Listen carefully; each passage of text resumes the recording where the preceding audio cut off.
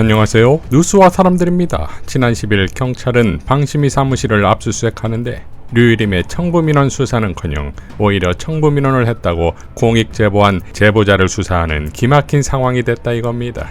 이에 가만히 있을 최민희 과방위가 아니지요? 13일에 열린 과방위에서 노정면 의원은 다음과 같이 포유합니다. 자, 지금 청부 민원의 여러 사례 중에 한 가지만 대표적인 게 보여드리겠습니다. 경주 엑스포 관계자 유일임 지인입니다. 이 사람이 민원을 신청하면서 이렇게 적었어요. 지난 2022년 대선을 앞두고 물음표 오타가 찍힌 겁니다. 뉴스타파가 전 언론노조 위원장이었던 신학님 씨로부터 일방적인 어쩌고저쩌고 마치 사실인 양 보도한 데 대해 이 경주 엑스포 관계자랑 전혀 무관한 유일임 동생의 수련원 강사, 이 사람이 적어낸 민원 청구 내용 좀 보십시오. 얼마나 똑같은지. 이게 모르는 사람이 별도로 신청을 작성을 하는데 이렇게 동일할 수 있습니까? 둘은 로봇입니까? 지난 2022년 대선을 앞두고 물음표 오타까지 똑같아요.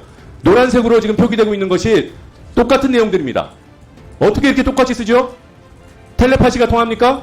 이 경주 엑스포 관계자랑 수련원 강사가 쌍둥이에요?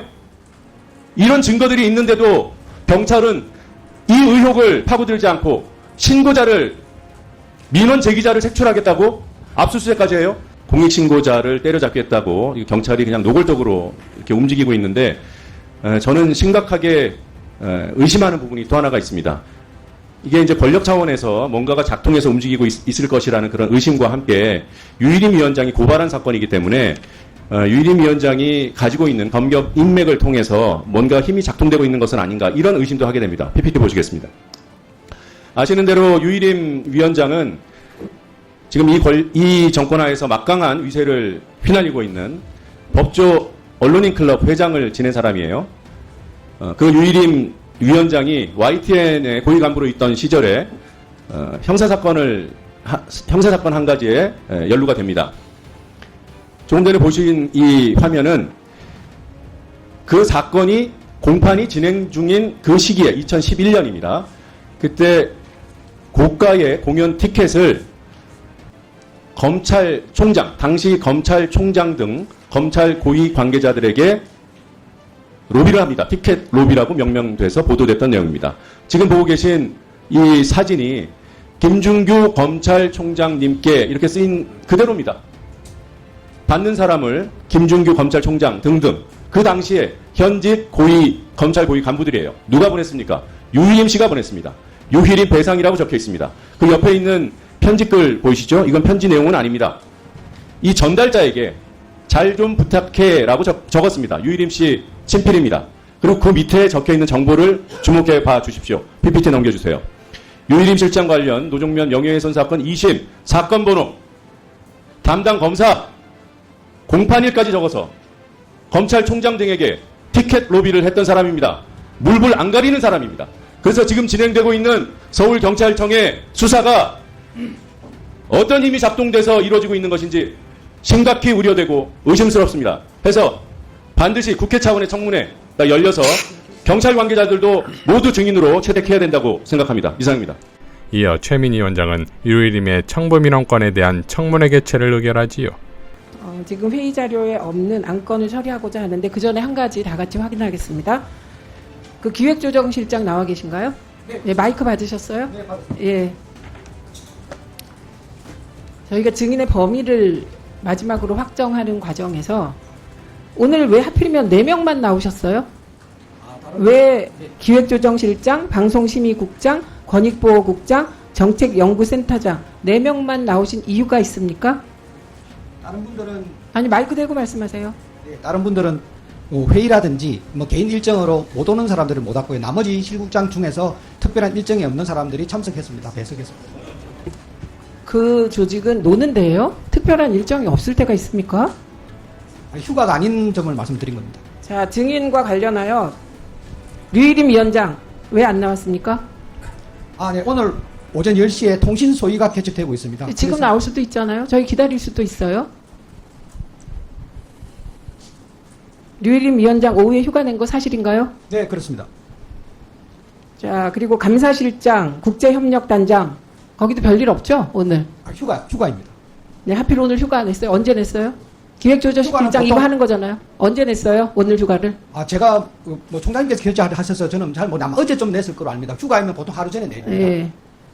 이거 휴가 내고 안 나왔어요. 그러니까 감사실장과 국제협력단장은 휴가 명절 연휴를 길게 쓰려고 오늘 휴가 냈어요. 간부들이 이렇게 합니까? 그 조직이 이게 제대로 돌아가는 겁니까? 뭐 어떤 개인 사정인지는 잘 모르겠습니다. 지금 그 얘기 왜 하세요? 지금 그 뒷얘기 왜 붙이셨죠? 지금 개인 사정으로 불참했다고 저기 답변 드려서 왜? 그러면 그 개인 사정이라는 말을 하지 말던지 개인 사정을 알아서 오던지. 지금 여기 장난하십니까? 제 질문이 우습습니까? 우스워요? 사무총장은 왜 안 나왔어요? 사무총장도 지금 휴가입니다. 자 보세요. 저 조직이 어떤 조직인가. 위원장 오후 휴가예요. 감사실장 휴가예요. 국제협력단장 휴가예요. 사무총장 오늘 하필 휴가예요. 내부는 휴가 가시지 왜 나오셨어요? 그냥 순서대로 자르다 보니까 위에서 위는 다 휴가 가고 내분 나오셨어요? 근데 감사실장의 경우는 선택적으로 휴가 낸 것 같습니다. 그래서 나온 분들은 최소한의 의무를 다하기 위하여 나오신 거 알아요. 그런데 어떻게 위원장이 국장급에게 책임을 돌리고 국회에 안 나옵니까? 이것이 지금 제가 기조실장과 주고받은 이 대화가 질의응답이 오늘 저희가 방금 뒤에 왜 이 안건을 의결하려고 하는지를 증명해 준다고 생각합니다. 앉으세요.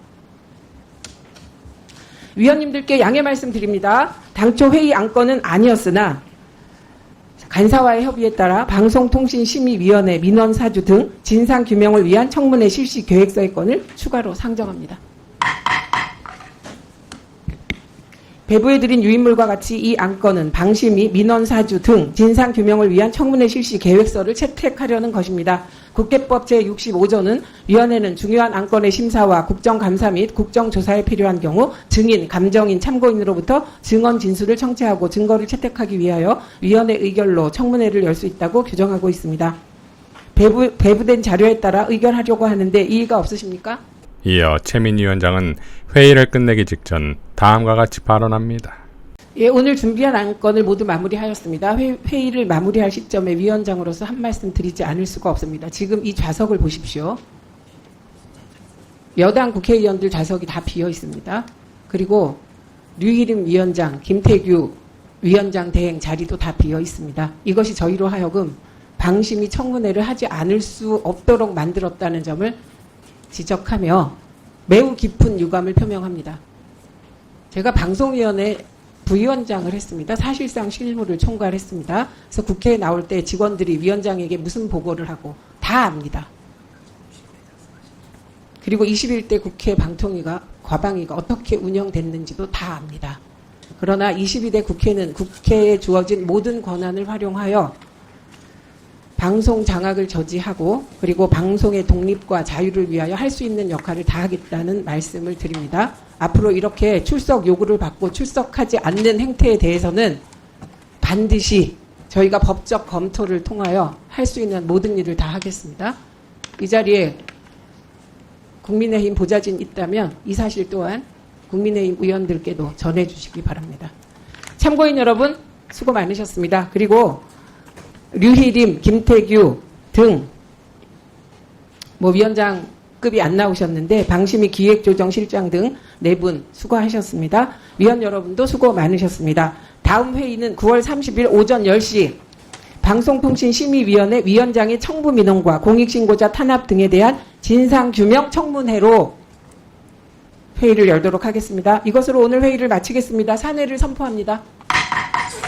자, 내가 방심위 부위원장 출신이라는 포효로 그야말로 카리스마의 정점을 찍지요. 9월 30일 뉴에임 잡는 최민희 과방위의 활약상을 기대하고 응원합니다. 이상 뉴스와 사람들이었습니다. 시청해 주셔서 감사드립니다.